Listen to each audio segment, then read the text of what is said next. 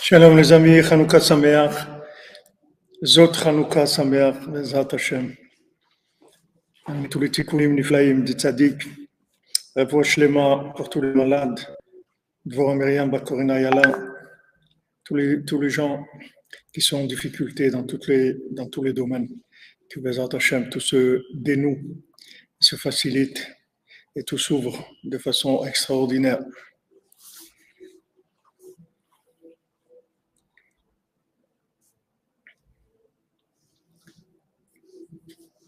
Alors, on a vu dans cette Torah où Rabbi Nathan il parle de Hanouka, Torah Lamed dans l'écoute Moran, il dit que on avait vu hier que les Hashmonaïm, ils avaient travaillé sur deux plans.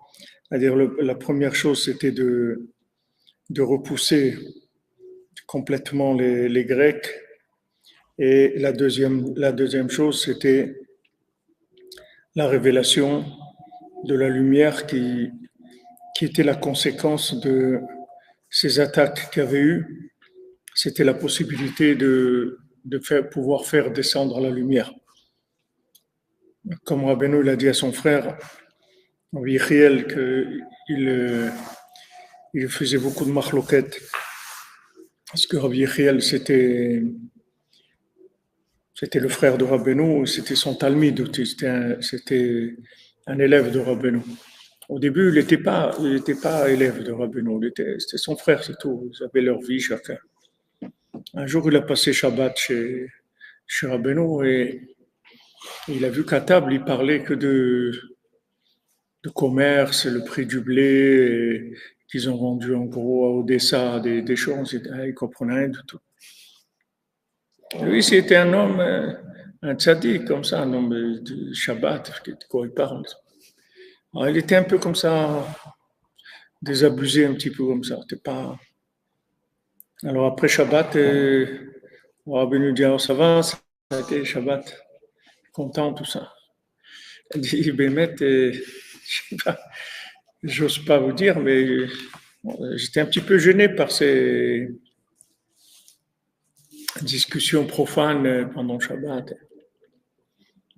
Alors Rabbeinu lui dit, est-ce que tu te souviens de quoi on a parlé? Il a dit, pas tout, je me souviens un petit peu. Alors Rabbeinu lui dit, moi je me souviens de tout. Je vais te dire chaque mot, chaque phrase qu'on a dite. Je vais t'expliquer de quoi on a parlé. Et quand Rabbeinu lui a commencé à lui expliquer les secrets de la Torah, de ce quand ils ont parlé, il a été tellement choqué que pendant plusieurs jours, il ne pouvait ni dormir ni manger. Il est resté comme ça, tétanisé, plusieurs jours comme ça. Et après, il est devenu un talmid de Rabbeinu. Alors bien sûr, comme il était talmid de Rabbeinu, il a eu de la marloquette contre lui. Et Rabbeinu lui a dit, sache que toute cette marloquette, c'est-à-dire tout ce qu'on s'oppose à toi, en fait, c'est que pour te faire grandir. Et ces gens-là qui te font des histoires, ils sont tellement mauvais que s'ils savaient le bien qu'ils te font, ils ne le feraient pas. Parce que eux, leur intention, c'est de faire du mal. Mais en fait, quand ils font du mal, ils font du bien. C'est-à-dire, ces Grecs-là, eux, ils pensaient faire du mal. Mais quand ils pensent faire du mal, en fait, ils ouvrent les portes pour qu'on reçoive des choses qu'on n'avait jamais avant. On n'avait jamais. Ça se présente comme ça. Quand Rabbeinu était en Eretz Israël, il est revenu d'Eretz Israël, il a dit voilà, je vous ai amené un cadeau d'Eretz Israël, je vous ai amené la controverse, la machloquette. Il a dit ça. Alors, a priori, c'est pas tellement un cadeau, la marloquette. Quel cadeau il y a dans la marloquette? Mais en fait, le nian de Rabbeinu il est tellement élevé qu'il n'avait pas encore l'autorisation de le révéler. C'est que quand maintenant on lui a dit voilà, on va faire un deal, il va y avoir de l'opposition, mais tu vas pouvoir révéler ce que tu as à dire. Alors ça a été ça le deal.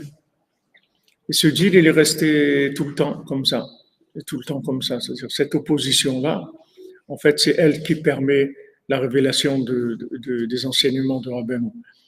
Et quand, par exemple, Rabbeinu l'a écrit l'Écoute Moran, il n'avait pas le droit de le diffuser. Il n'y a personne qui avait le droit de lire ce qu'il avait écrit dans l'Écoute Moran. Rabbi Nathan, il l'a envoyé chez le relieur pour surveiller qu'ils ne lisent pas ou qu'il n'y a pas des gens qui lisent. C'est interdit de lire ce qu'il y avait dedans. Parce que, en fait, ce sont des outils qui sont complètement non conventionnels. C'est des armes non conventionnelles. C'est-à-dire, c'est un degré de miséricorde qui est au-dessus de tout ce qu'il y a dans le monde.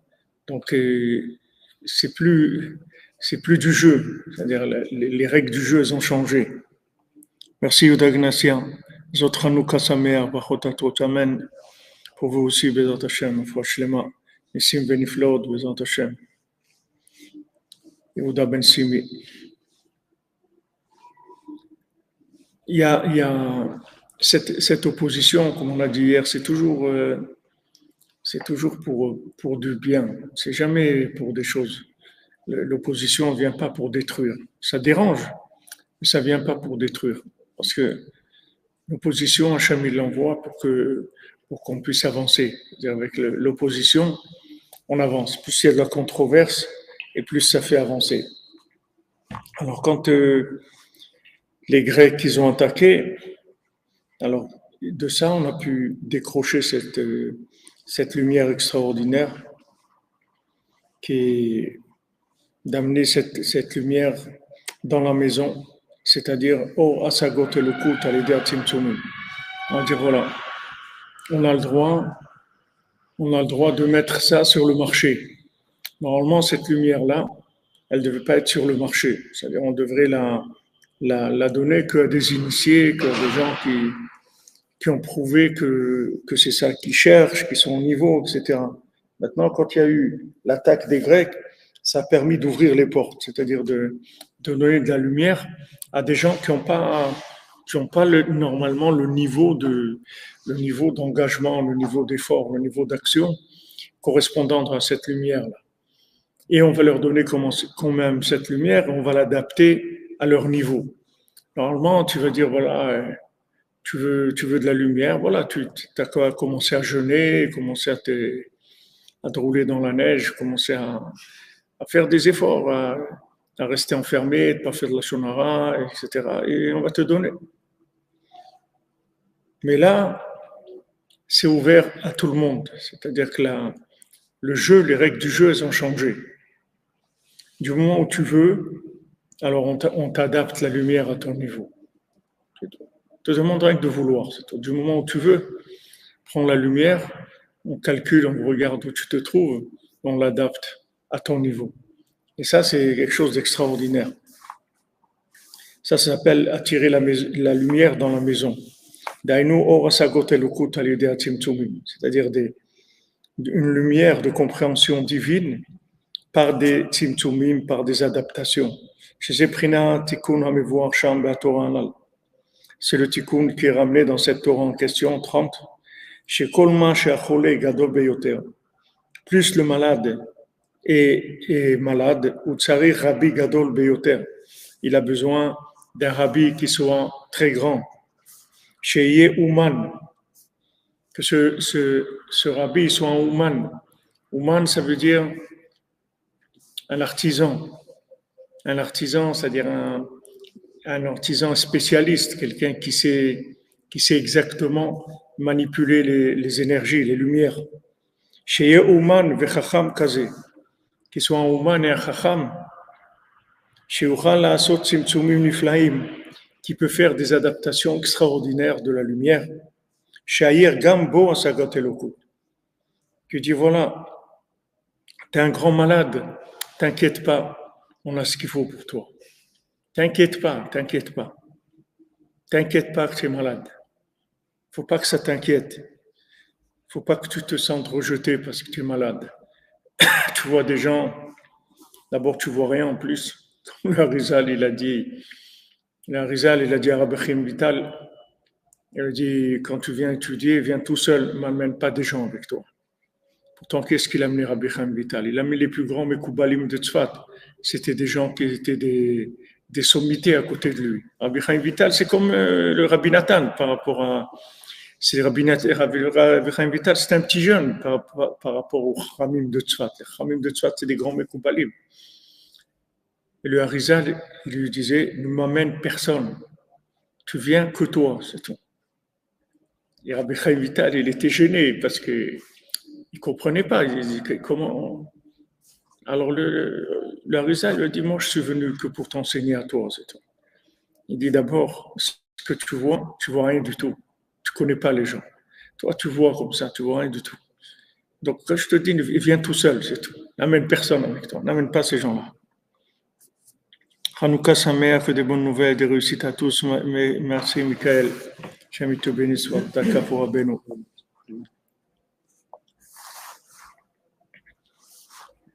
Donc, on voit des gens qui sont mieux que nous, apparemment. D'abord, on ne voit rien du tout. On ne sait rien. Ça, c'est la première chose.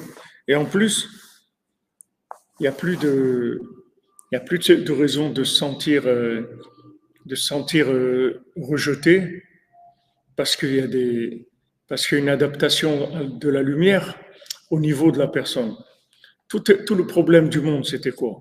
C'est qu'il fallait que la personne se mette au niveau de la lumière comme elle existait. Voilà, la lumière, elle se présente à tel niveau.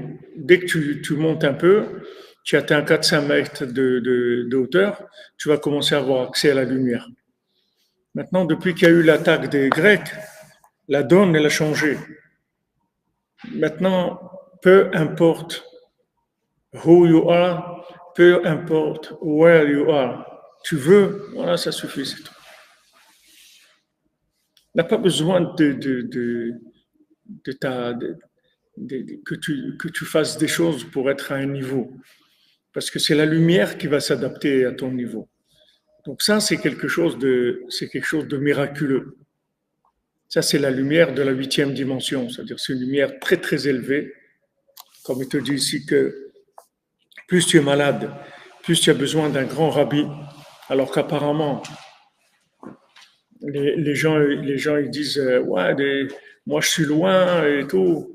Bon, déjà je vais aller un petit peu dans la synagogue du quartier, du coin. Et déjà c'est bien, le rabbin là-bas, il parle un peu de Torah. Il y a des gens un peu. Ah, c'est bien déjà. Moi je suis tellement loin, que je vais prétendre à quoi? Non, c'est le contraire. Plus tu es loin, plus tu as besoin d'un maître qui soit très très élevé. Parce que plus le maître il est grand, ça se manifeste par sa capacité d'adapter la lumière à ton niveau. C'est la grandeur du maître. Il a les bras longs. Voilà, exactement. Il a les bras longs. Ouais. Ça descend. Il descend dans des endroits où il n'y a personne qui descend. Il rentre dans le milieu, là où il y a personne qui a accès. Les gens, ils ont peur d'aller là-bas. Personne qui a peur, qui peut rentrer là-bas. Lui, il rentre là-bas, il enseigne la Torah et fait faire tchouva aux gens et les rend des tzadikim.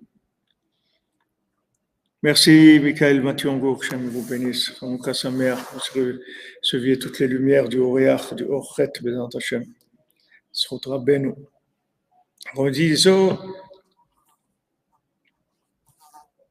il dit, voilà, plus la personne elle est malade, et plus il a besoin, Rabbi Gadol Beyoter, il a besoin de très grands maîtres. Sheye Ouman, qu'il soit un Ouman, qu'il soit un Ouman aussi, donc qu'il soit un Ouman. Vous vous rendez compte le nom que ça a, Ouman? Ouman, ça veut dire l'artisan, le spécialiste. Hein? En ukrainien ou en hébreu? En hébreu. Pour la lumière de la 8e dimension. Amen, Madame Ida Mouba, que Hachem vous bénisse, vous, votre famille, vous protège, vous en Hachem. Soudra Benu. En ukrainien, je crois que ça a un peu un sens humain, comme ça, comme humain. Et ça vient d'après ce que je me souviens, qui nous disaient les guides qu'on avait quand on venait sous l'URSS. On était accompagnés par des guides qui parlaient français aussi. Alors, dit Ouman, c'est comme humain. Mais Ouman, ça veut dire tu viens chez le Ouman. Ouman. Hein? L'artisan. Voilà, tu viens l'artisan du monde. Ouais, des magasins où tu écris, ici on répare tout. Une machine à laver qui ne marche pas, amen. Un téléphone. Ce que tu veux, une voiture, un vélo, on répare tout. Un humain, c'est quelqu'un qui a cette capacité-là. Comme Yosef, que Paro le voit, il dit, ça n'existe pas quelqu'un comme toi dans le monde. Il n'y a pas quelqu'un qui a ton niveau de sagesse et de bina, ça n'existe pas. Il voit la grandeur de Yosef tout de suite, il voit sa capacité de résoudre le problème de la famine mondiale. C'est ce qui se passe maintenant, c'est vers ça qu'on va. Quand maintenant les gens ils vont rentrer, la première étape, ça va être le métaverse, et après ça va être la famine totale.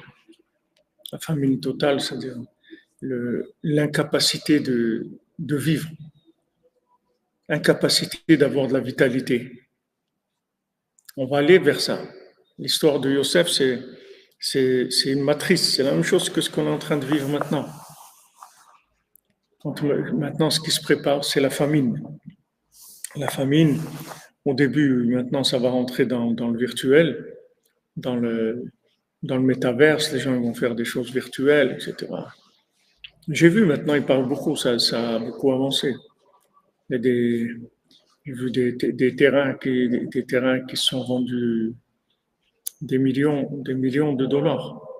Virtuel, tout virtuel. Maintenant, ça va amener une asphyxie totale. C'est-à-dire quand les gens ils vont rentrer là-dedans, ils vont s'asphyxier complètement. Ils vont.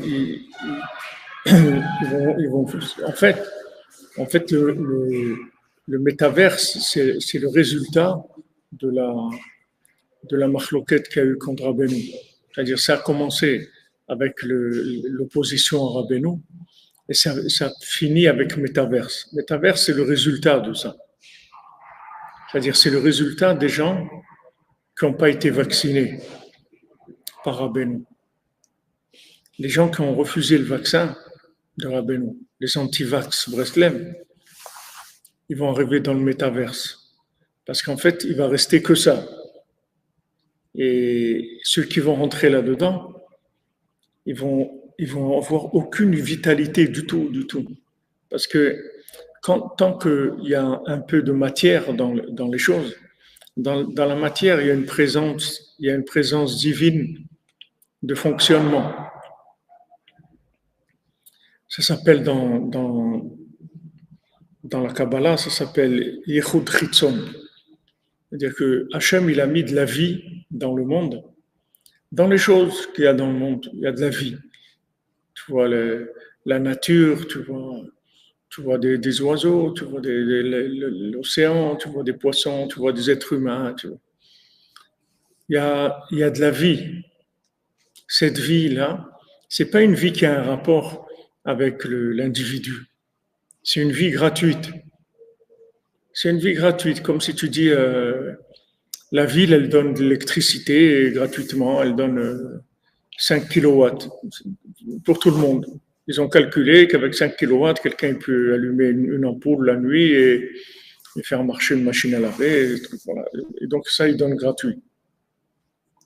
Donc dans le fonctionnement du monde, pour pas que le fonctionnement du monde il dépende complètement du comportement humain, parce que s'il dépendait complètement du comportement humain, alors les astres, ils enregistreraient le comportement et ils donneraient par rapport au comportement.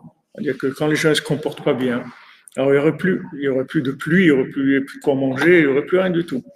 C'est-à-dire le soleil, il ne sortirait pas.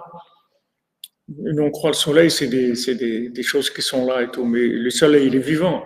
Le soleil, il parle. Il est vivant. C'est quelque chose de vivant, le soleil. Et Hachem, il doit parler avec lui, il doit le convaincre de continuer à éclairer le monde, même si le monde est comme il est. Donc ça s'appelle Yichud Chitzon. C'est-à-dire que maintenant, Hachem, il fait que le monde fonctionne, même sans la participation humaine.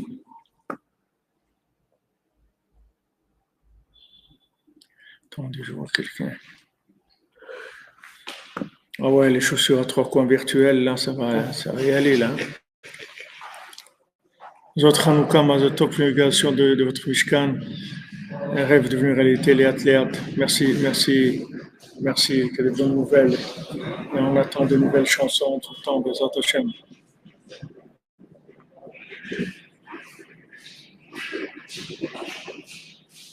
J'ai vu quelqu'un qui a demandé en hébreu, numéro fin.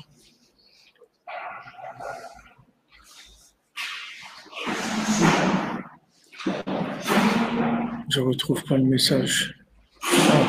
Zera Kodesh Barkayama Yaakov Ben Louisa, Bishto Miriam Bat Shoshana Rivka. Ashana Bezat Hashem cette année, Bessotra Benoum Bezat Hashem.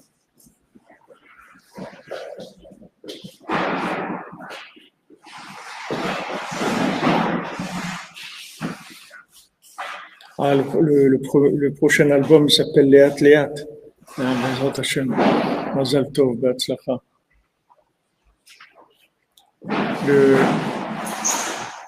Quand Rabbeinu est venu dans le monde, il est venu emmener la réparation de la 50e porte. Donc on l'approche.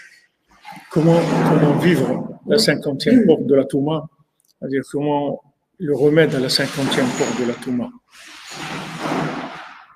C'est le remède de la 50e porte de la Touma, c'est la Emouna, c'est la foi et la communication. La communication, elle est basée sur la foi, c'est-à-dire la foi et la communication, c'est une seule chose. C'est-à-dire, maintenant, quand on parle de foi, ça veut dire que tu ne vois pas. Tu ne vois pas ni avec tes yeux, ni avec ton cerveau. Tu ne comprends pas et tu ne vois pas. Donc maintenant, qu'est-ce qui te reste comme possibilité de lien avec la chose? C'est la foi. D'accord? Donc la foi, c'est le résultat de la communication. C'est-à-dire que quand tu communiques avec quelque chose, quand tu communiques avec quelqu'un, tu vas avoir confiance en lui. Tu peux pas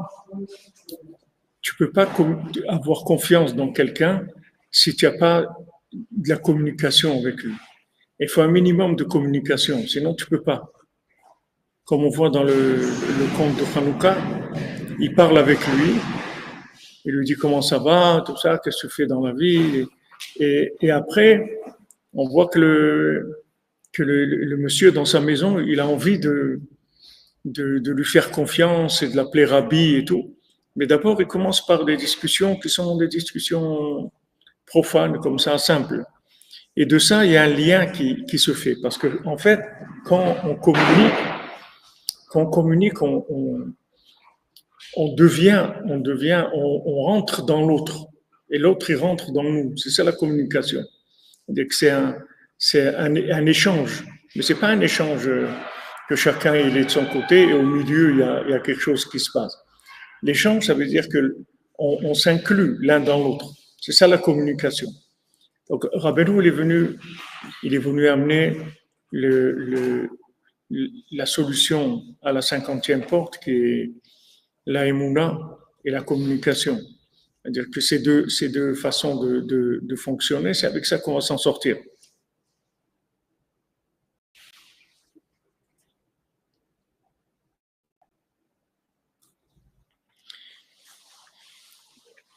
Sérénité, Rabbi Nachman, c'est pas un homme.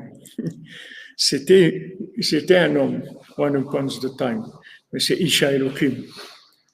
Isha Elohim. Isha Elohim, c'est pas un homme, c'est un homme divin. Hein? Nachal Nover, ouais. Le tzaddik, c'est pas un homme. Ça a été un homme qui est devenu l'homme divin.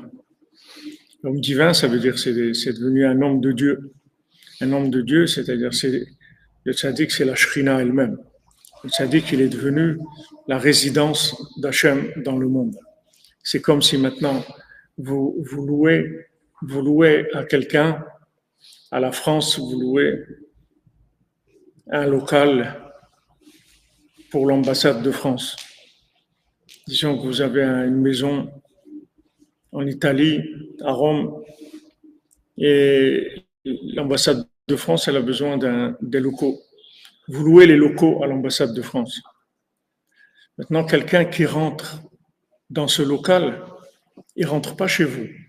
Il est en France, mamache. Personne ne peut le sortir de là-bas.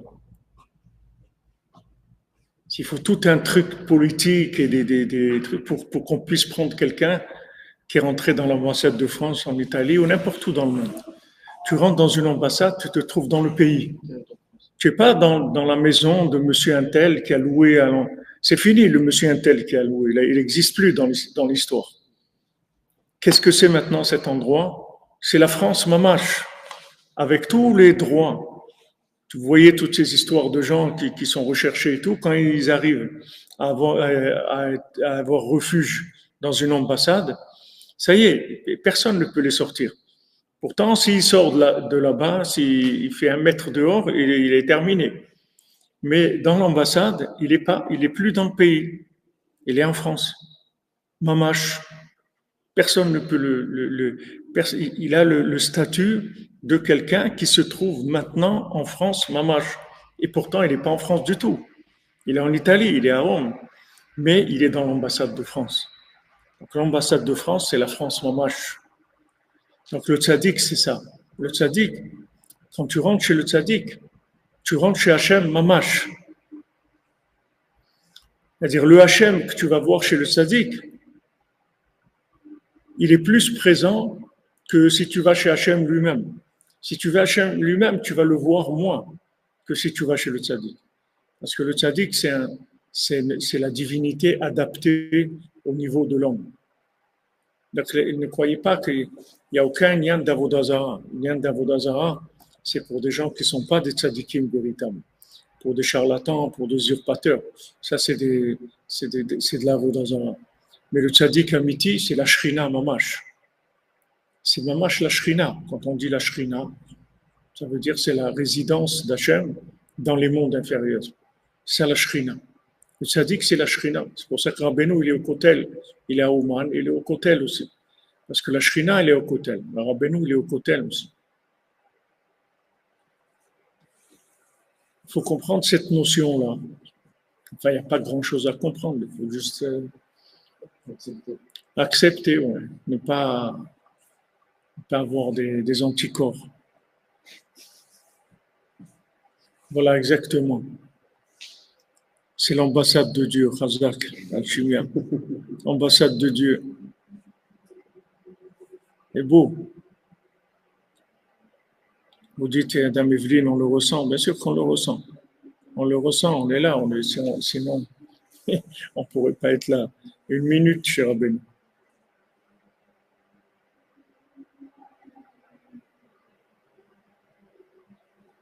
Il y a quelqu'un qui a dit que l'intelligence des arbres peut-elle nous sauver. Donc il y a une Isha Elohim. C'est-à-dire Isha Elohim. C'est un homme de Dieu. C'est un homme de Dieu. Donc tout ce qu'on parle de la grandeur du tzaddik, en fait on parle de la grandeur de Dieu, on ne parle pas de la grandeur du tzaddik. Même les êtres humains, tous les noms des gens, on a vu, Rabbi nous dit, tous les noms des gens, c'est des noms d'Hachem. Chaque individu, c'est une petite particule d'Hachem. Mais le tzaddik, c'est le représentant d'Hachem dans les mondes inférieurs. Comme tu prends la France, on ne peut pas dépasser la France à Rome. On va mettre toute la France à Rome. On ne peut pas amener la France à Rome. C'est impossible. C'est un autre pays, il n'y a pas de place, c'est un autre endroit. Qu'est-ce qu'on fait? Une ambassade. Mais là-bas, il y a tout. L'ordinateur qui est là-bas, il est branché sur la France. Les gens qui travaillent là-bas, c'est des gens qui sont des Français. Tu rentres en territoire français, mamache. On ne peut pas amener un autre pays, on ne peut pas. On ne peut pas amener Dieu dans le monde il va exploser. Il a voulu Dieu, il a voulu le maximum se révéler dans le monde, mais ça ne marchait pas. Le monde, il explosait, il ne pouvait pas tenir à la lumière divine. Il fallait attendre qu'il y ait des hommes de Dieu, comme Abraham Avinu, comme Yitzhak, comme Yaakov, comme Yosef. Il fallait attendre, Moshe Rabbeinu, il fallait attendre des hommes comme ça, qui deviennent des ambassadeurs de Dieu sur terre. Mais c'est des ambassadeurs de Dieu.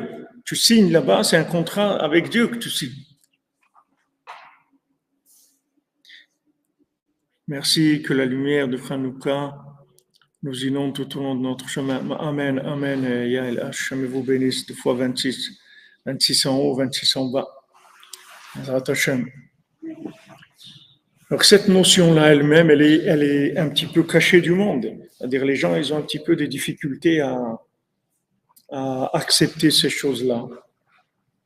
Parce que dans leur tête, ils pensent qu'ils doivent avoir un rapport directement avec Hachem et qu'ils n'ont pas besoin du tzaddik.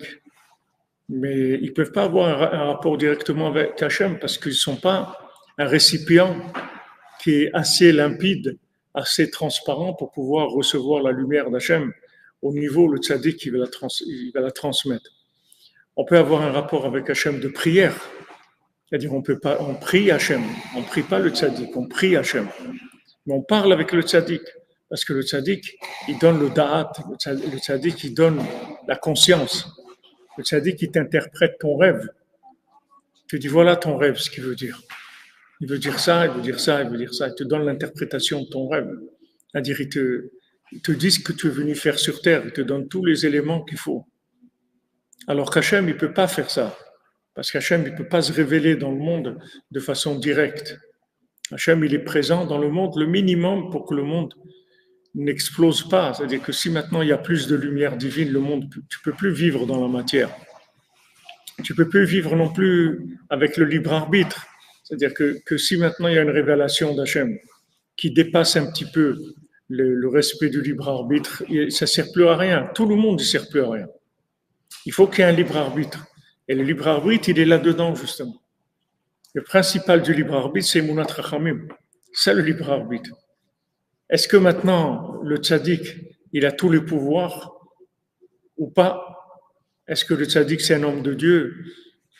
Tzaddik Gozer Hashem Mekayem, un tzaddik qui dit quelque chose.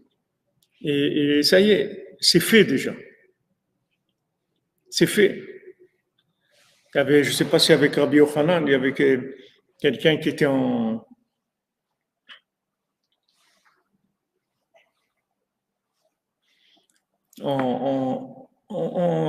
il se disputait, il avait un problème avec lui, etc.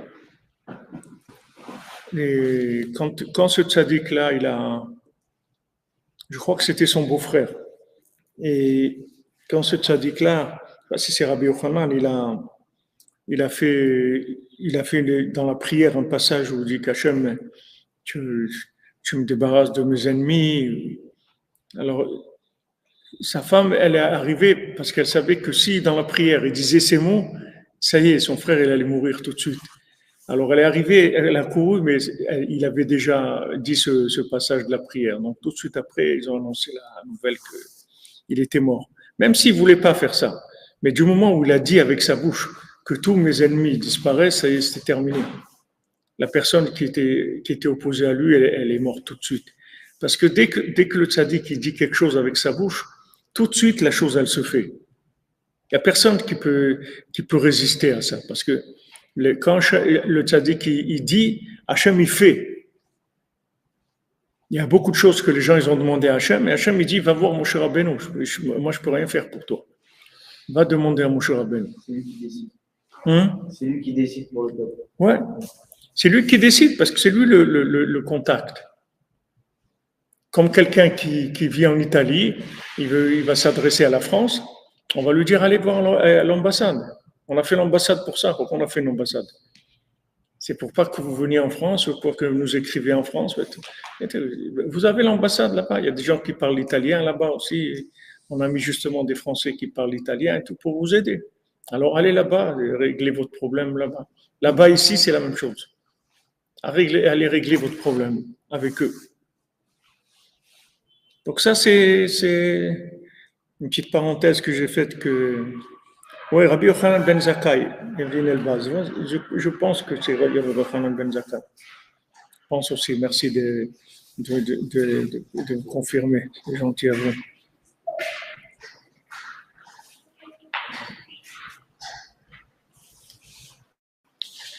Alors, maintenant, un artiste comme ça, Zot Hanouka, que lumière de Hanouka exauce une prière pour le ménage de mes enfants, Julie, Esther, Batrina, Raphaël Ben Rina. Amen, Bezat Hashem, qui se trouve Zivou Gagoun, qui se trouve Shatran Agadol, Rabbeinu Shatran Agadol. Rabbeinu, c'est celui qui sait assembler les gens, qui sait créer les rencontres. Alors, quand Rabbeinu est venu dans le monde, il est venu amener la solution de la 50e porte. La 50e porte, c'est l'imagination. Comment on va sortir de l'imagination? Il faut parler. Quand on parle, on croit. Plus on parle, et plus on va croire en la chose. Parce qu'en fait, on va communiquer avec la chose, mais pas de façon matérielle. Mais on va communiquer avec la chose. On va y croire. Plus on communique, et plus on va avoir de la émouna. Plus on va avoir confiance dans la chose. Donc, Rabbeinu il est venu amener la solution de la 50e porte. Comme son nom l'indique, Moachnoun, Nachman c'est Moachnoun, c'est le cerveau de la 50e porte. Rabbeinu c'est un spécialiste, il est venu dans le monde pour ça. Donc la 50e porte dans la sainteté, c'est le top, c'est-à-dire c'est la réparation totale, c'est l'inclusion dans Hachem par la prière, par la foi. Et de l'autre côté, c'est l'asphyxie totale, c'est la mort. C'est-à-dire du côté de la klipa, la 50e porte de la Touma, c'est le virtuel. C'est-à-dire que tu crois qu'il y a quelque chose, mais en fait, il n'y a rien. Il n'y a rien du tout. C'est plus parfait que la réalité. La réalité 3D, elle est plus parfaite que la réalité matérielle, mais c'est faux. Il n'y a rien. Il n'y a pas de vitalité du tout dedans. Aucune vitalité. Donc, c'est exactement ce qui s'est passé avec les frères de Yosef. Les frères de Yosef, il les avertit à l'avance. Il a dit, voilà, vous allez vous prosterner à moi, etc. Ils n'ont pas voulu. Parce qu'ils ne savaient pas qu'ils étaient malades. Ils croyaient qu'ils étaient normaux, qu'ils étaient bien. Pourtant, ça, c'est des tzadikim. Mais ils croyaient qu'ils étaient des tzadikim, qu'ils avaient besoin de personne, qu'ils étaient bien comme ils étaient. Mais Yosef, il savait combien ils avaient besoin de lui. C'est uniquement par miséricorde qu'il leur a dit ça. Yosef, il n'avait aucun orgueil, aucun sentiment d'orgueil, ni de domination, ni rien du tout. C'est que de l'amour. Et je cherche mes frères, je veux les aider, je veux les aider à s'en sortir. Ils sont dans des situations très problématiques. Je veux les aider. Je veux les aider à voir la vie différemment, à voir Hachem dans leur vie. Et eux, ils n'ont pas voulu. Ils ont dit non, Nous, c'est quoi? Qu'est-ce que tu crois? Pour que tu te prends, etc. Ok. Il est parti. Il n'est pas parti très loin. Il n'a pas été en Chine. Il aurait été en Chine, ça aurait été beaucoup plus compliqué. Il n'a pas été très loin. Mais il a été spirituellement, il a été très loin. C'est-à-dire, il est allé dans un monde où il ne pouvait pas du tout imaginer qu'il était là-bas. Pas du tout. Il le voit, c'est lui le dirigeant de l'Égypte. Paro, il dit voilà, c'est lui, tout c'est lui.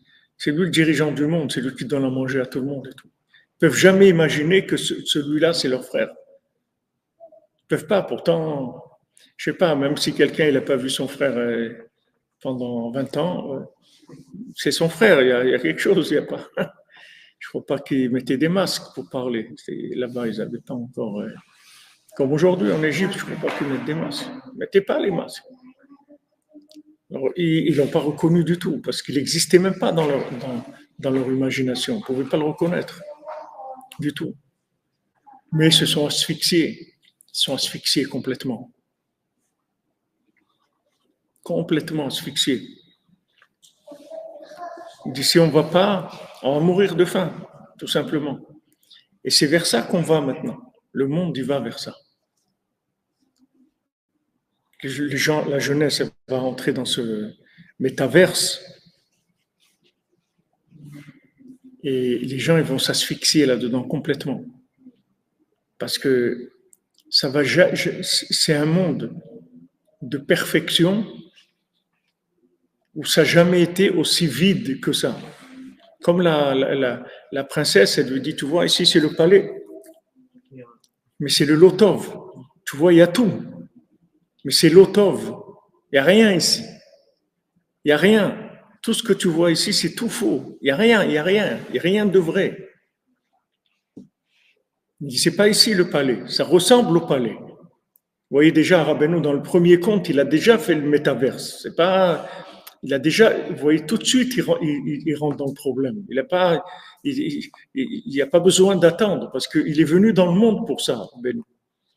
Il est venu dans le monde pour ça. Il dit, voilà, il y a deux palais, il y a un autre conte aussi, qui n'est pas dans les 13, un autre conte où Rabbeinu dit, il y a deux palais, ils sont un en face de l'autre, et ils sont exactement les mêmes.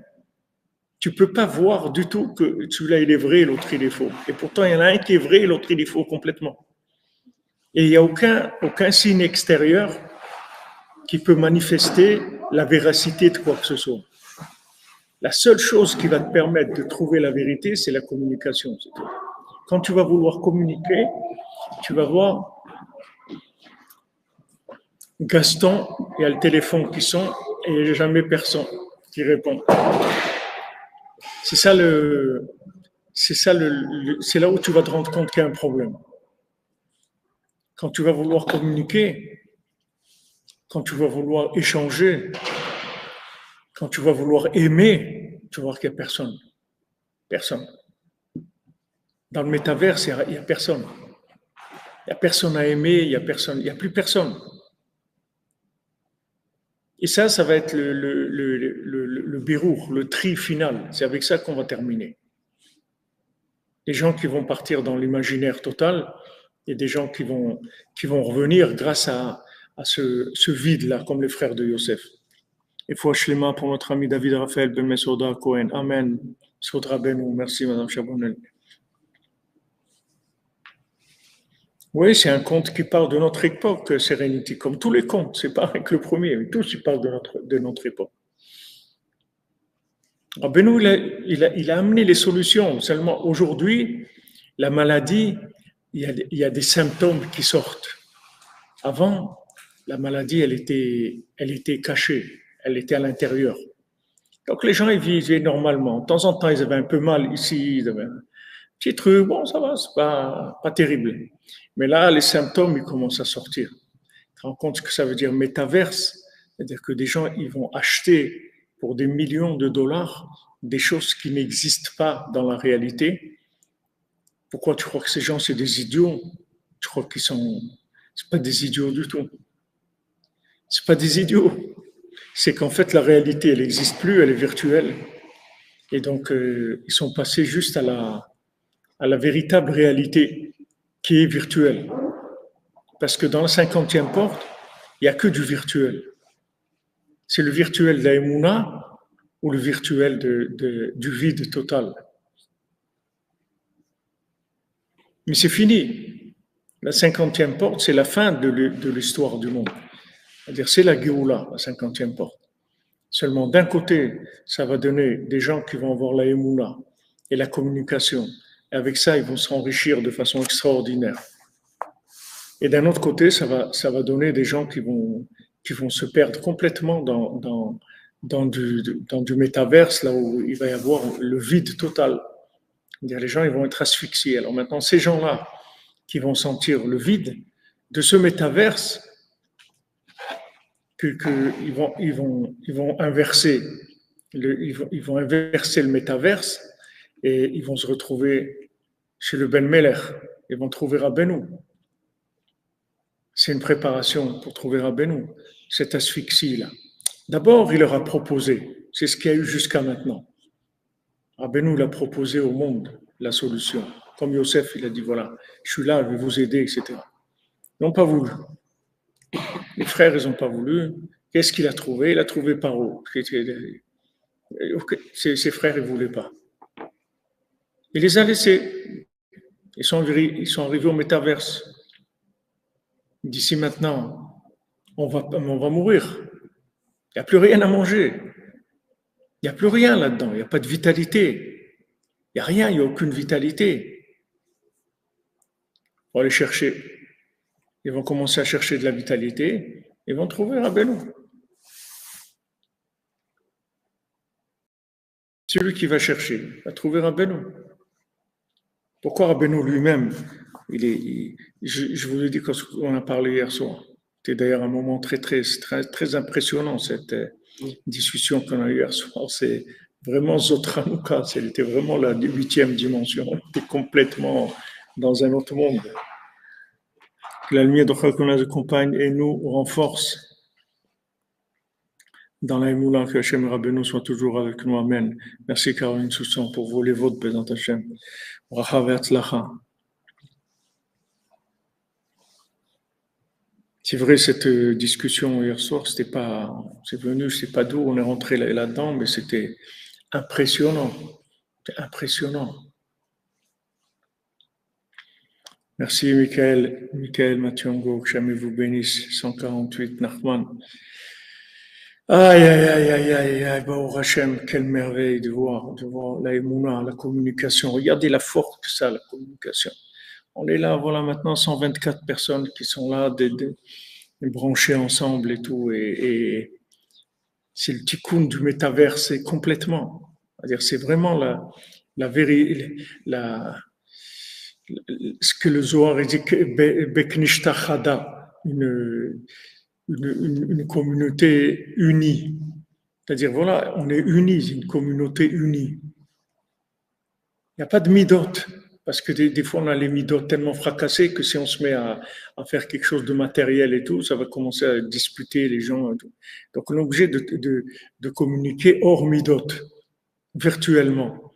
Mais ce n'est pas du virtuel qui est métaverse. C'est du virtuel qui est l'essence même de la vérité et de l'âme. C'est le contraire du métaverse. Le métaverse, ça veut dire que maintenant, on prend l'emballage et la communication que Rabbeinu donne, c'est que tu n'as plus besoin d'emballage. Tu communiques directement avec l'âme. Il n'y a plus besoin de l'emballage. Il n'y a plus besoin de toutes les 7 midot. Il n'y a plus besoin des 49 portes. Tu rentres directement en communication dans la 50e. Donc Rabbeinu, il a amené ça dans le monde. Mais les gens, ils n'ont pas. Il y en a qui ont accepté, quelques-uns. Mais il y a des autres qui sont. Ça ne leur parle pas. Et ils disent, mais non, qu'est-ce que c'est? Qu'est-ce qu'ils veulent, ces gens-là, etc. Ok. Il est parti. Il a attendu qu'ils s'asphyxient parce qu'il savait qu'ils allaient s'asphyxier. Il savait qu'il arrivait à une famine totale. Il le savait, Yosef. Ça faisait partie de son plan, puisqu'il était venu pour les aider, pour les réparer. Et en fin de compte, ils allaient venir chez lui et ils se sont prosternés à lui. Et il leur a dit, voilà, je vous ai dit ça, oui. Qu'est-ce qui se passe maintenant? Ce que je vous avais dit, pourquoi tout ça? Pourquoi vous avez fait tout ça? parce qu'ils ne pouvaient pas imaginer. Ils ne pouvaient pas imaginer. Il y avait un Midrash qui disait qu'ils avaient à manger, eux, les frères. Ils avaient à manger, mais ils devaient aller chercher l'Afka chez Yosef. Malgré qu'ils avaient à manger. Malgré qu'ils avaient à Ouais. manger. Parce qu'au final, Jacob, il avait la bracha pour la nourriture, mais il devait Et faut shlema pour David et Ben Solange. Nakash, Bezat Hashem, Soudra Ben. En Égypte aussi, ceux qui ont gardé, il a pourri leur manger. Je comprends. C'est le même, c'est-à-dire le manger égyptien, il est devenu métaverse. Et le manger de Yosef, il était vrai. Et le manger égyptien, c'était plus du manger, il n'y avait rien, il a pourri. Parce que il y avait pas il n'était pas lié avec la vitalité divine, le manger qu'ils ont pris eux, qu'ils ont mis de côté. Donc cette révélation voilà maintenant que le monde va vers ça et ça va s'accélérer très très vite. Ça va prendre très peu de temps. Ça va prendre des dimensions énormes. Ceux qui investissent là-dedans, ils vont s'enrichir énormément. C'est un monde où il va y avoir beaucoup d'argent qui va être gagné là-dedans, parce que c'est le système. C'est le système qui est le plus adapté à ce qu'on est en train de vivre aujourd'hui. Aujourd'hui, la communication avec du cœur, de l'amour, de la confiance, ou le métaverse, mais il n'y a plus rien au milieu. Il n'y a plus du semblant de quoi que ce soit.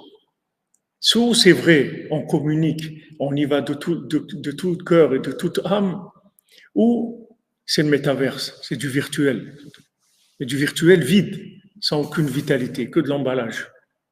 Donc ça va s'accélérer. Les gens qui investissent là-dedans, ils vont beaucoup s'enrichir, parce que c'est le langage d'aujourd'hui. Il n'y a pas d'autre langage. Soit les gens ils vont faire Idbo des doutes, soit ils vont faire métaverse, c'est tout. Mais il n'y aura pas de vie entre ça, il n'y aura rien du tout. Il n'y aura pas de possibilité de s'alimenter. Ou les gens ils vont s'alimenter directement de la parole divine en parlant avec Hachem. Comme Rabbeinu dit, tu reviens de la Idbo des doutes, tu reviens de la vitalité, avec de nouveau, monde nouveau, avec une envie de construire, une envie de...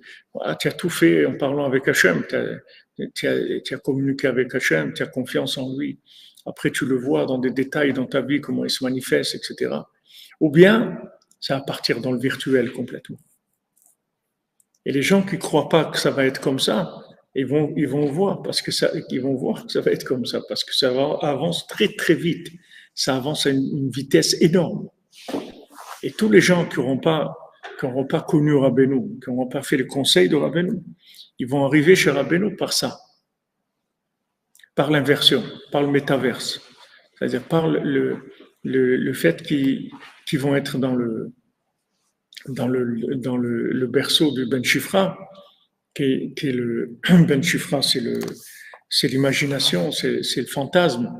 Ils vont être dans ce berceau là-bas, et de là ils vont passer au Ben Meler. De là, ils vont devenir Ben Meler. Mais le monde, il va passer par là.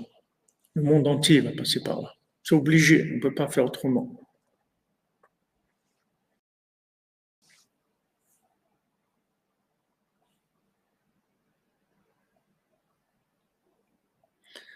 Yitzhak Glassman, ta fille, elle va beaucoup mieux, Baruch Hashem. Oui, j'ai vu, tu m'as envoyé un message, Baruch Hashem.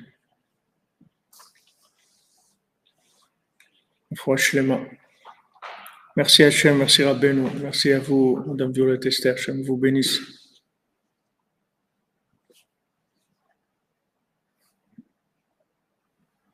Exactement ce que vous dites, Madame Menana, il y a une réduction des choix.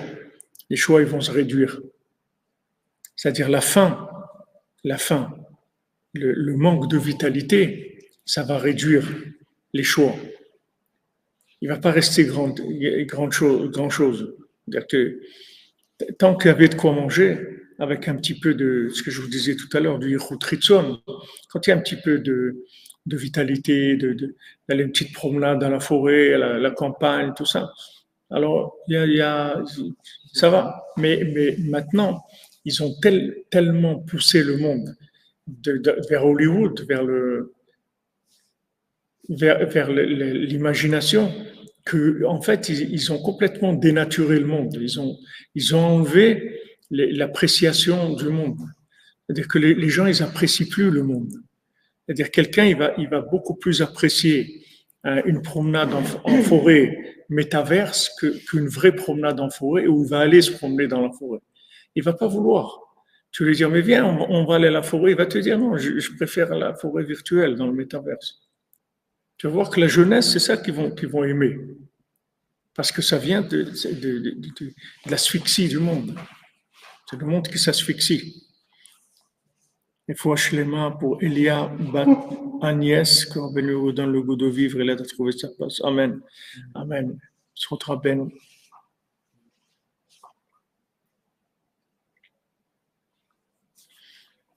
Oui, vous avez raison, Madame Esther. C'est déjà un peu ça, les réseaux sociaux. Mais les réseaux sociaux, c'est dépassé. Comme on disait hier, c'est-à-dire Facebook, il a changé, il est devenu méta. Parce qu'il sait que c'est fini, Facebook. Les petites selfies, les trucs et tout ça, c'est terminé, tout ça. Il faut évoluer là-dedans. Il faut aller dans quelque chose de beaucoup plus fort. Le selfie, c'était le début de Facebook. Maintenant, il a changé. C'est fini, c'est plus Facebook, c'est méta. Parce que il y a le besoin, c'est le besoin de l'aspect virtuel des choses. Alors Rabbeinu, comme je vous ai dit hier, Rabbeinu physiquement, il n'est pas là. Tous les tzadikim, ils sont pas là physiquement, mais ils n'ont jamais été autant là qu'aujourd'hui. Ils n'ont jamais été avec nous autant qu'aujourd'hui. Seulement, il faut rentrer en communication avec eux. Si tu communiques avec eux, si tu les aimes, Rabbeinu dit kashrut, et kashrut c'est ahava, c'est-à-dire si tu aimes le tzadik, si tu aimes les tzadikim, tu vas être en communication avec eux. Et quand tu vas être en communication, tu vas recevoir la vraie vitalité des tzadikim.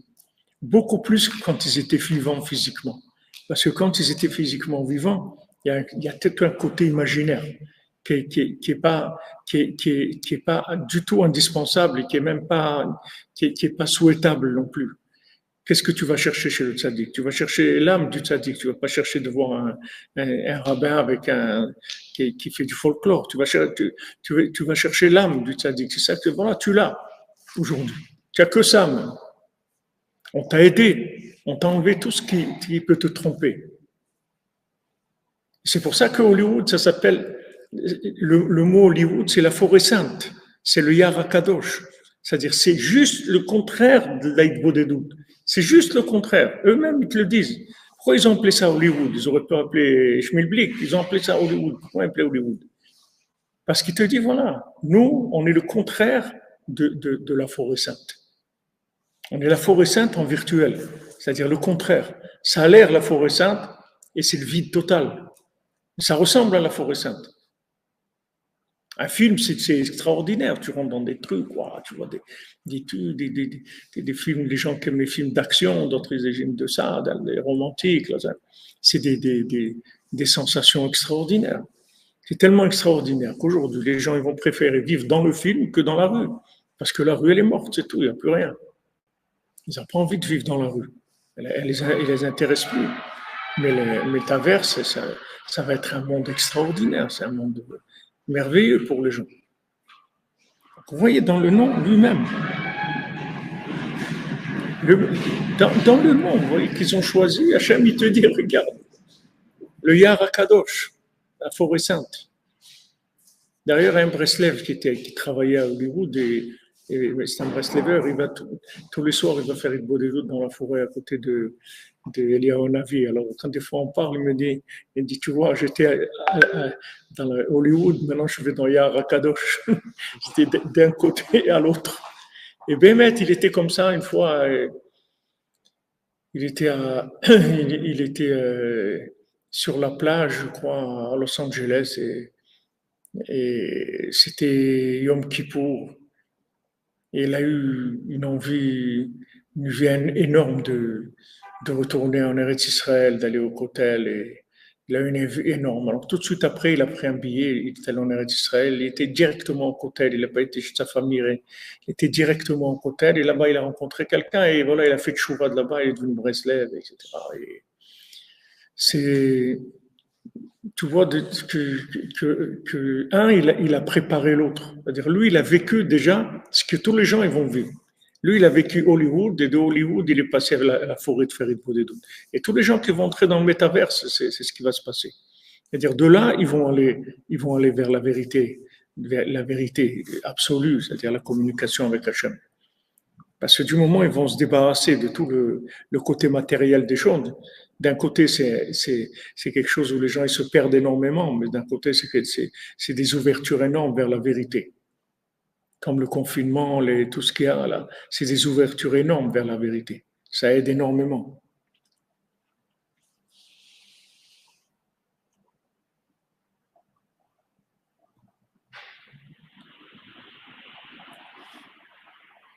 Merci Raphaël Lévy, que Dieu vous bénisse. 3 fois 50, trois coins, les chaussures à 3 coins, 3 fois la 50e porte, Bezrat Hashem.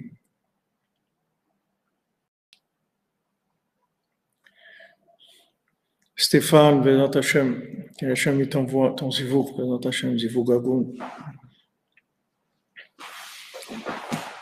Oui, Eyal Moshe Ben Simcha. C'est le contraire, c'est-à-dire qu'il va y avoir c'est une préparation, c'est-à-dire par le contraire, c'est-à-dire que quand on va dans le contraire, en fait, on se débarrasse de tout ce qu'il y avait de faux dans l'autre côté. C'est-à-dire tout ce qui était faux dans l'autre côté, quand tu vas dans l'extrême, de l'autre extrême, tu t'ébases de tout ce qui était faux. Parce que un côté, quand c'est un extrême, il y a toujours du faux dans un extrême. Alors quand tu vas dans l'autre extrême, tu te débarrasses du faux qu'il y avait dans cet extrême-là, où tu étais avant. Et ça te permet de te rapprocher à l'autre extrême qu'il y avait avant. C'est pour ça que quand on descend, c'est pour monter. Quand on est obligé, Rabbi Nathan il dit, tu es obligé de descendre pour monter parce que tu as matérialisé la montée. Donc tu peux plus monter parce que tu l'as trop matérialisé. Donc maintenant tu vas dématérialiser la montée en descendant et là-bas tu vas pouvoir remonter de façon beaucoup plus saine, beaucoup plus pure. Et c'est ce qui se passe maintenant. C'est-à-dire que les gens, comme les gens ils n'ont pas accroché à la émouna, à la communication, c'est-à-dire toute la raison pourquoi on nous a mis dans la 50e porte, c'est pour crier Aïe, comme vous avez dit tout à l'heure. Aïe, pour que tu cherches Hachem, ou Aïe, mais comme Kevodo. C'est-à-dire que tu vois plus l'honneur d'Hachem, tu vois plus rien. Alors, pourquoi Hachem il a fait ça? C'est pour que tu le cherches, pour te dire où tu es Hachem. C'est pour ça qu'il nous a mis dans la 50e porte. Maintenant, il y a des gens, au lieu de réagir comme ça, de chercher Hachem, ils ont été chercher le vide. Donc maintenant, il va y avoir une mise en place d'un système imaginaire, mais vide, sans aucune vitalité. Donc au début, les gens ils vont profiter de la chose nouvelle, tout ça, ils vont échanger, ils vont faire avec et après, ils vont se rendre compte qu'il y a un vide énorme là-dedans. Et ce vide énorme, il va leur permettre après de chercher la communication avec Hachem. Parce qu'ils se seront débarrassés de tous les jouets qu'il y avait dans le monde, de tous les jouets matériels. Avant, le monde, il jouait avec la matière. Il jouait avec tout ce qui est matériel. Le monde, il s'amusait avec ça. Maintenant que la matière, elle a perdu complètement l'attrait, que les gens, ils sont plus intéressés de faire un voyage en avion dans le métaverse que de prendre l'avion en marche, ça veut dire que d'un côté, tout ce qui était des bêtises qu'il y avait là-dedans disparaissent. Et les gens, ils vont vers l'essentiel. Mais comme cet essentiel-là, il est complètement faux, il est complètement vide, de là, les gens, ils vont chercher. Où ils vont chercher, au cas du shalom, les gens qui vont là, ils vont détruire. Mais il n'y aura pas une possibilité de rester au milieu. Il n'y aura plus le milieu. Ça va aller dans des extrêmes énormes. Plus. Les gens, où ils vont commencer à parler avec Dieu, où ils n'auront plus de vitalité du tout. Donc voilà, Yosef, il les a attendus, ils sont venus chez lui. Et qu'est-ce que c'est Yosef? Yosef, c'est l'alliance. L'alliance, c'est quoi? C'est la communication. C'est le dialogue. C'est ça, Yosef. Yosef, il leur a donné il avait le secret de la communication avec Hachem. Et eux, ils cherchaient pas ça. Ils pensaient qu'ils étaient bien comme ils étaient. Ils n'avaient pas besoin de ça. Ils ne savaient pas qu'ils avaient besoin de Yosef, que c'est que Yosef qui pouvait les réparer. Ils ne se rendaient pas compte de ça. S'ils étaient arrivés au métaverse eux-mêmes, ils auraient tout de suite embrassé les pieds de Yosef quand il leur a dit voilà ce que j'ai rêvé et tout. Ils ont dit ah, mais c'est extraordinaire, ça veut dire qu'il y a une solution, on va s'en sortir et tout. Mais ils n'étaient pas arrivés à ça. Ils croyaient encore qu'ils pouvaient jongler avec leur façon de, avec leur morale et leur logique, etc. Ils croyaient qu'avec ça, ils allaient arriver encore à quelque chose. Alors, quand il est venu avec des Sipurim Asiot, comme Rav Ben Bachman dit, Sipurim Asiot, c'est les rêves de Yosef. Quand ils ont entendu ça, les gens ils ont dit, mais c'est quoi ça, cette Torah, les Sipurim Asiot? Mais c'est quoi? C'est pas de la Torah, ça, c'est des histoires. Mais c'est pas des histoires du tout. C'est toute la Torah entière, elle est dedans. C'est pas des histoires, c'est de la Torah, mais elle est en virtuel. Elle est en virtuel. Elle a amené déjà Rabbeinu. Le métaverse, il existe dans le Kedusha depuis que Rabbeinu est venu. Il a amené déjà. Il a amené l'outil de communication parfait avec Hachem. Il l'a amené déjà.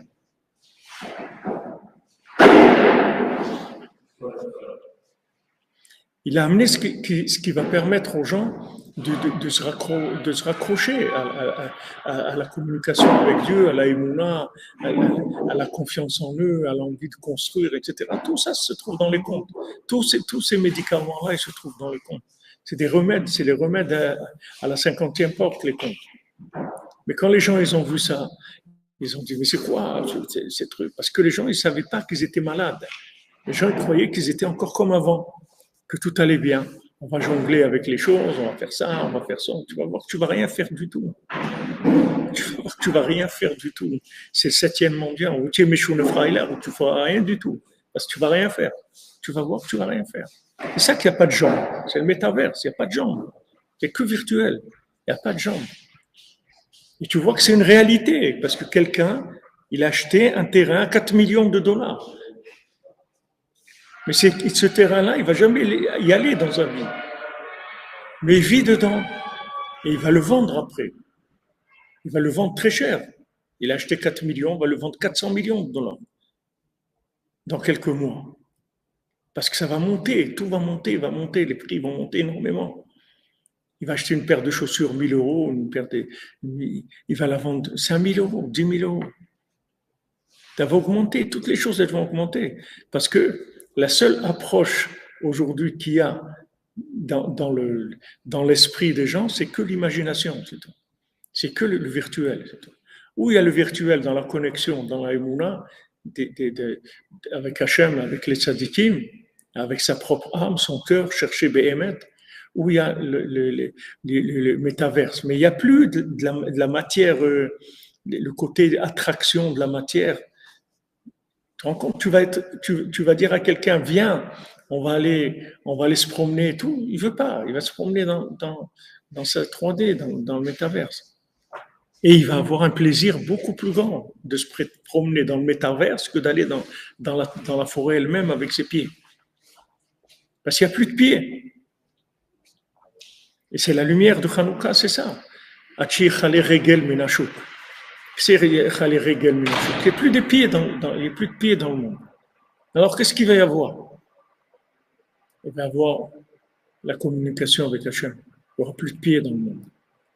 C'est ça la lumière de la 8e dimension. Si maintenant la lumière de 8e dimension, c'est quelque chose de négatif, on ne l'aurait pas donné. C'est la chose la plus grande qui existe.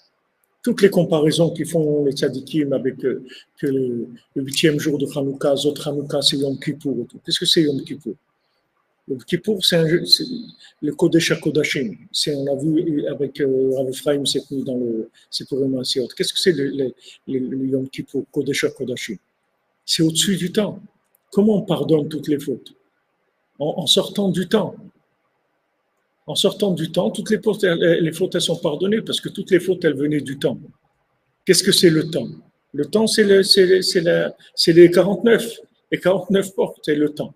C'est pour ça qu'il fallait vite sortir d'Égypte, vite, courir, vite. Les galettes, vite, on sort, vite, parce qu'il n'y a pas le temps. On est dans le temps. Mais Rabbeinu, il dit, la 50e porte, on va sortir tranquille, doucement. Il n'y a personne qui va courir. Personne ne va courir, parce qu'il n'y aura plus cette accélération. On n'a pas besoin. Les athlètes, Rabbeinu l'a dit, doucement. C'est la fin des temps. Voilà, exactement, la fin des temps, exactement. Merci, Déborah Savant, que Dieu vous bénisse. Voilà exactement, comme vous dites, Madame Esther. Le contraire du métaverse, c'est la cordonnerie. Exactement. La cordonnerie, c'est-à-dire vous voyez que vous pouvez vous brancher et vous tirer une vitalité et de la joie et changer et tout. Et matériellement, il n'y a rien. Vous avez rien. Il n'y a rien qui, matériellement, il y a pas de, il y a rien. C'est tout virtuel. Mais vous voyez que c'est le plus grand niveau de transmission d'énergie qui existe. Beaucoup plus que si vous allez dans un truc où il y a des gens.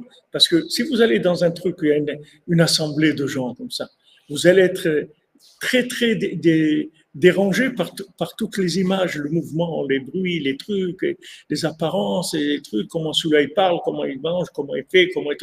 Il y a plein de choses, de distractions, de choses qui vont complètement vous enlever la concentration. Tandis que là, il n'y a rien. Il y a ou ça ou rien, c'est tout. Il n'y a pas de possibilité d'accrocher à des manifestations extérieures des choses. Donc ça c'est la transmission de la 50e porte. C'est que de l'aïmouna.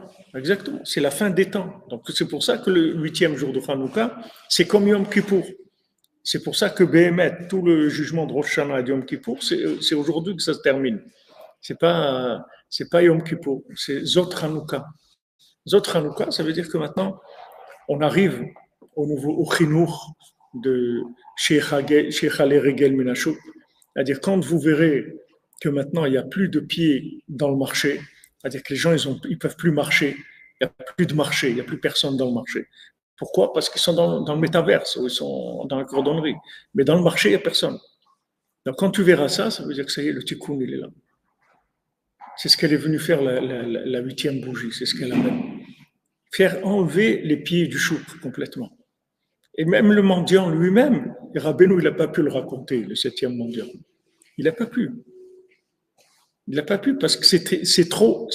Même de raconter le 7e mendiant, c'est trop de le dire. Donc il a fallu qu'il le dise par allusion, mais il n'a pas pu le dire directement. Donc le Meshouné Frailar, c'est Meshouné Frailar attitude, comme a dit Madame Calfon. Meshouné Frailar attitude, c'est la rifoua, c'est le remède au métaverse. C'est le remède au fait qu'il n'y a pas de pied. Parce que les conditions de communication, c'est la simcha. Rabbeinu dit que Hachem, il dit, Rabbeinu rapporte dans plusieurs endroits, mais c'est nos sages qui disent que si Hachem il dit là où il n'y a pas de joie, je ne suis pas là. Je suis pas là. Moi, je peux résider dans un endroit où il y a de la joie, sinon je ne peux pas. Je ne peux pas être en contact avec quelqu'un s'il n'est pas joyeux, c'est impossible. Tu vois, Yaakov Avinu, il était triste que Yosef, il avait disparu. Eh ben, la Shrina ne se manifestait plus à lui pendant tous les 17 ans, combien d'années qu'il n'a pas vu Yosef. Hein? 22 ans.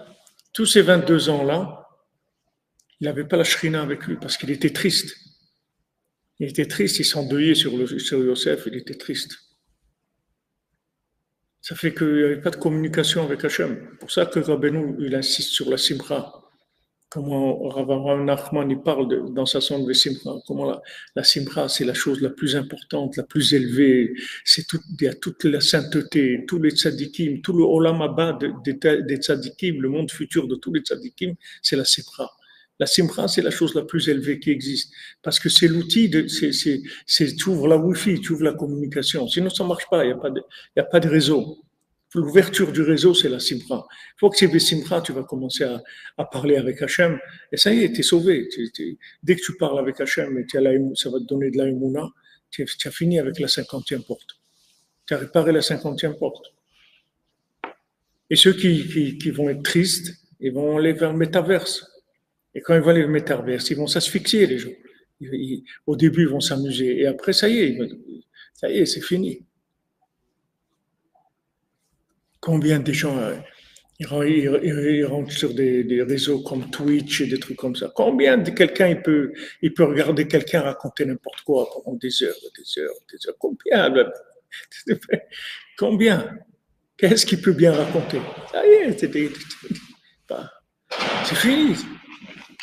Il y a un moment, ça y est, ça sature complètement. Et c'est ce qui va arriver, cette saturation. Elle va permettre aux gens d'accéder à la 50e pour de la Gdusha, à la forêt sainte. Voilà, tu es chez toi, Rabbeinu te dit, voilà, dans ta maison, là où tu es, tu parles avec Hachem. Hachem, il est partout. Hachem, il est partout. Ça, c'est la Gdusha de Yom Kippour, que Rabbeinu dit Yom Kippour, il est Malam Nazman. C'est un jour qui est au-dessus du temps. Comme tu as dit, c'est la fin du temps, la fin des temps. C'est fini, le temps, il n'existe plus. Tout ce qu'on vit là, ça devient Echad. Tu vois, nous-mêmes, on est là. On est 145 là. Avec nous, on est 150, voilà. Ici, il y a des gens de partout. Et ils sont tous dans un... où on est. On ne sait même pas où on est. C'est-à-dire, nous, on sait qu'on est à Ouman. Il est à Jérusalem, il est à Natania, il est à Paris, il est à Londres, en Belgique, en Suisse. Mais il n'est plus là-bas. On est dans Echad. On n'est plus là-bas. Tu crois que tu habites en Suisse, tu crois que tu habites là-bas. C'est pas là-bas que tu habites. Tu habites déjà dans Echad. La réunification du monde, elle s'est faite déjà. La communication, tu vois qu'elle réunifie le monde complètement.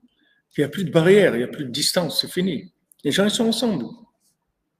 De là, parce que ça, c'est émettre les amito, c'est la communication de la 50e porte, c'est la liberté totale. Même quelqu'un qui ne veut pas sortir, un esclave qui ne veut pas sortir, quand il arrive le Yovel, le cinquantenaire, il est obligé de sortir. Il n'y a plus. Même s'il dit non, j'aime l'esclavage, c'est bien, il peut faire ça pendant 49 ans. Mais après, il est obligé de sortir. Il ne peut plus dire je ne veux pas. C'est fini. C'est-à-dire là, la 50e porte, tout le monde sort. Il n'y a pas tout le monde sort. Ça, c'est une préparation du monde pour sortir. Et vous voyez qu'on est déjà dans Echad, puisqu'il n'y a pas, on est liés. On est liés. Vous voyez que tous les gens qu'il y a là, on se connaît. On se connaît, il y a beaucoup de paroles qui viennent de la présence des gens qui sont là. C'est ça qui donne ces paroles-là. Tu vois que les gens, ils sont branchés et ils amènent l'expression de leur âme. Et pourtant, matériellement, que c'est un écran, il n'y a rien.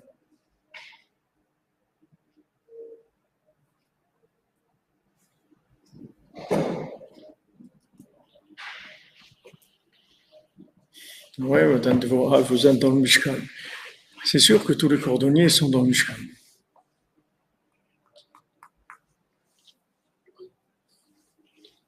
Jean-Michel, non, le métaverse, ça ne s'adresse pas spécialement à des gens épuisés. Ça s'adresse à des gens qui ont pas la communication, qui n'arrivent pas à communiquer. Les gens qui n'arrivent pas à communiquer. Ça, c'est la norme, de toute façon, c'est la norme de vie actuelle. Ça va être la norme. De la même manière qu'à une époque, une norme, c'est d'avoir un téléphone portable et d'avoir Internet. Maintenant, la norme, c'est le métaverse, c'est la norme de vie des gens. Et comme maintenant, la plupart des gens, ils ont un téléphone portable, tous les gens, ils vont la même chose, ils vont être dans le métaverse. Ça va être la norme mondiale, norme de vie des gens. Et de là, les gens après, ils vont passer dans ta chambre, avec ta chambre.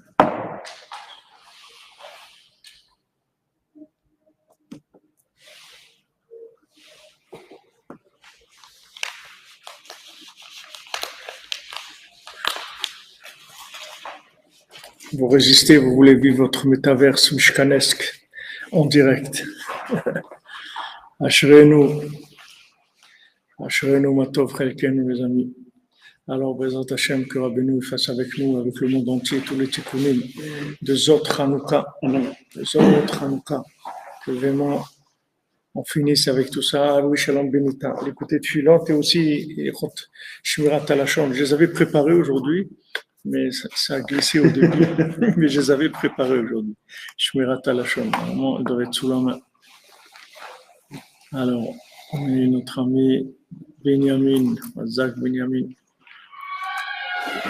Il est interdit de médire des proches d'un auditeur, même dans une intention constructive. Par exemple, il est interdit de dénigrer son frère auprès de son père, puisque généralement, on pourrait obtenir le même résultat d'une autre manière. Il est cependant permis de le faire si l'on ne dispose pas d'autres moyens. S'il est interdit de médire d'un juif auprès d'autres juifs, il est encore plus grave de le faire auprès d'un non-juif. Il est strictement défendu de dénoncer un juif auprès d'un non-juif, c'est qu'une faute d'une gravité extrême. Oui, parce que ça s'appelle Moser, ça vient de Moser et ça fait c'est ce qui se passe avec nous à Oman, des Mosrim. Alors on fait le côté de Philot d'aujourd'hui que vous avez envoyé.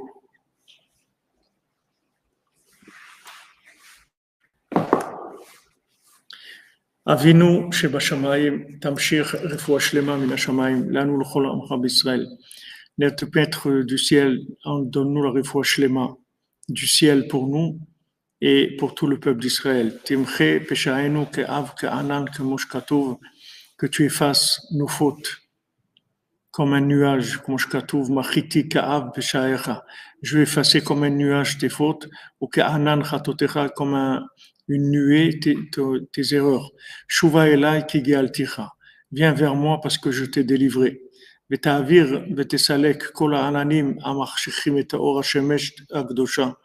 Et que tu enlèves, tu fasses disparaître tous les nuages qui obscurcissent la lumière du soleil de la sainteté.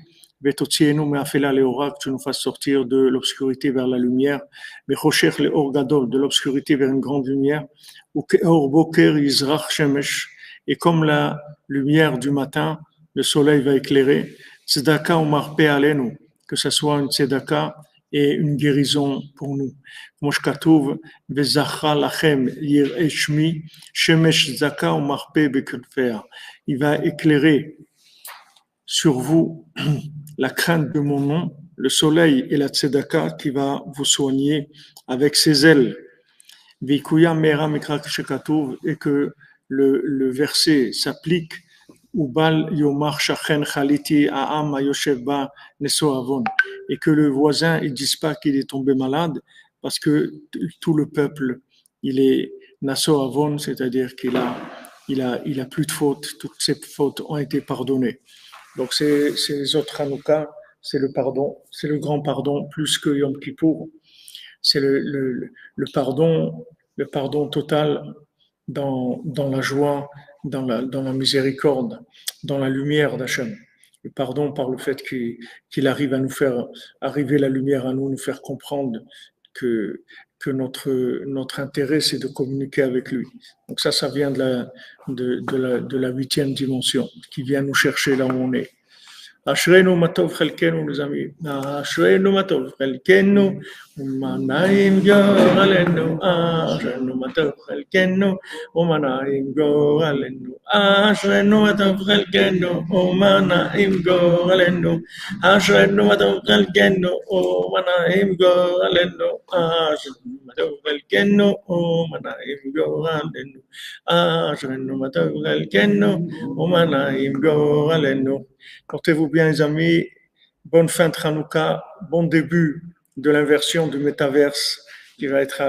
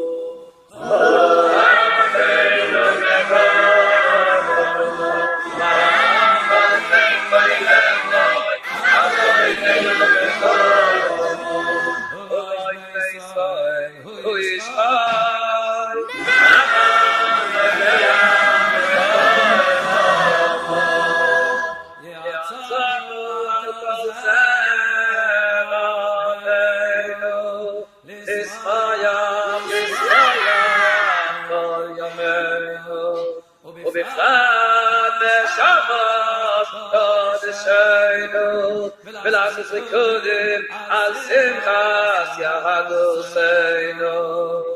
Olamenu Mekomo, Aloyenu Mekomo, Kuroy Israel, Kuishai,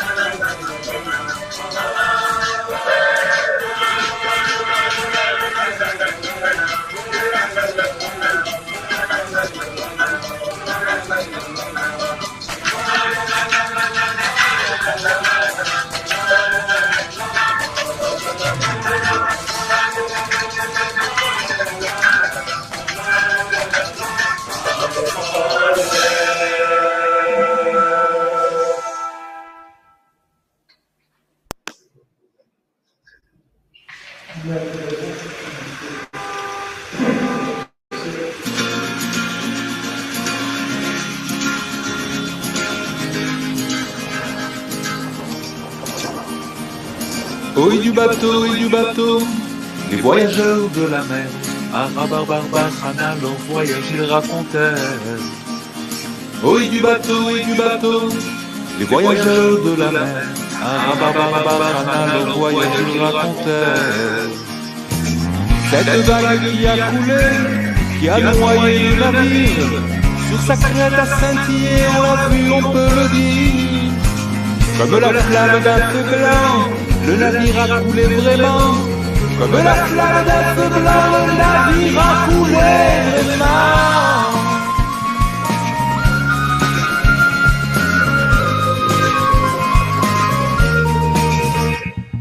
Oui du bateau, du voyageur de la mer, Arabarbarbarana, le voyage raconteur.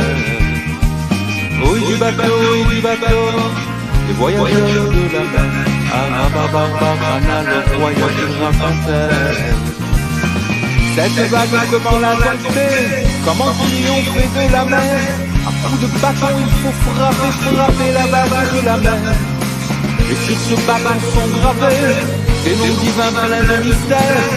Et sur ce bâton sont gravés des noms divins pleins de mystères.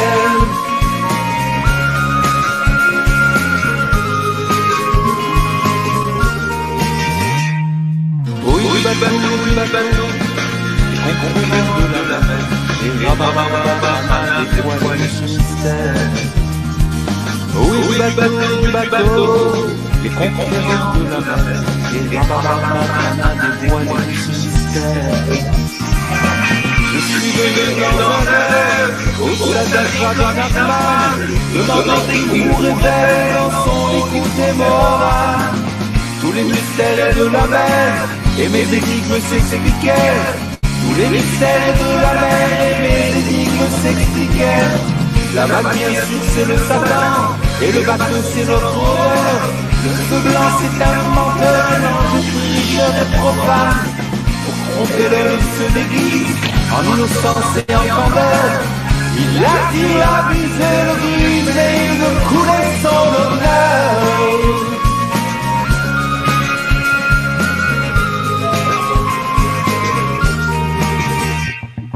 Oui du bateau, les voyageurs de la mer, ça dit qu'ils vont continuer à faire et laisse pas tomber.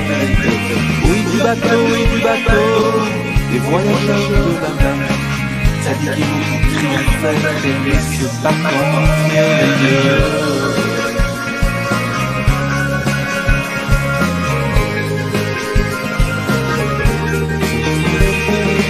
Ce bâton bien sûr c'est la parole qu'on apprend de toutes ses forces, dont chaque mot est un mystère grâce auquel on dominera. Le voyageur sera sauvé et son bâton triomphera. Le voyageur sera sauvé et son bâton triomphera.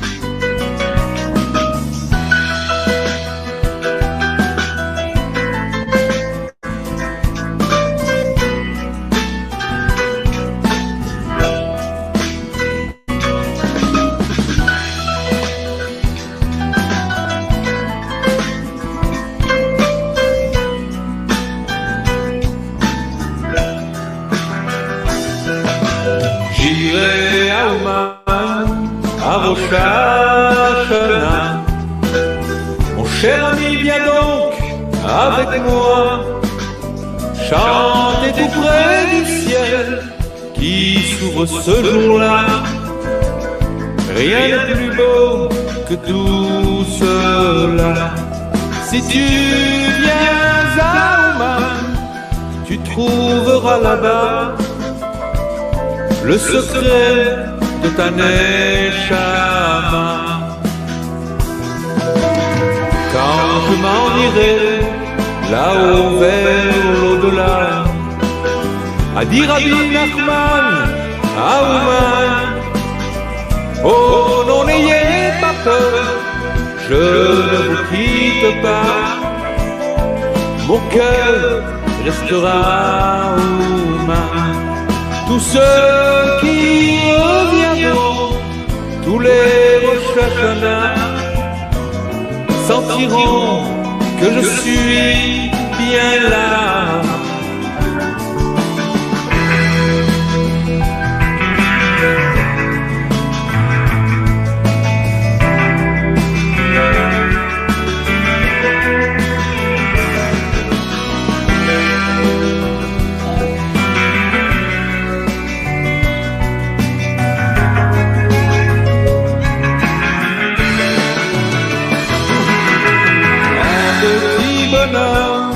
C'est bien moins qu'un grain, car il ne peut jamais faire de grands pas. Mais quand l'honneur se met sur le dos d'un géant, il avance, il chante et il voit. Si vous prenez à cœur l'appel de ce géant, alors rien ne pourra vous faire peur. J'irai à la guerre contre les soucis, en revenant d'Ouman renforcé. Je n'aurai peur de rien. Que peut-il se passer quand mon âme est déjà sauvée? Amis du monde entier, qu'attendez-vous ici? Venez réussir votre vie.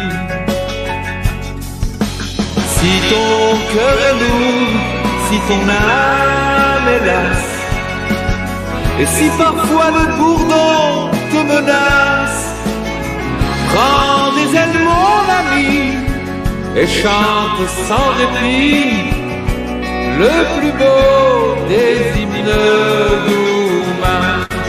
Nanach, Nachman, Nachman, mais Ouman. Nanach, Nachman, Nachman, mais Ouman. Combien de temps met la lumière pour aller de Ouman jusqu'en Eretz Israël? Il suffit d'un instant et elle est arrivée dans le cœur de Rabbi Israël. Un petit morceau de papier sur lequel est marqué tout le plan de la fin des temps. Nanach, Nachman, Nachman, Meouman. C'est un peu d'espoir entre ciel et terre. Nanach, Nachman, Nachman, Meouman. C'est un appel à tous nos frères. Si tu viens à Ouman, tu comprendras là-bas que le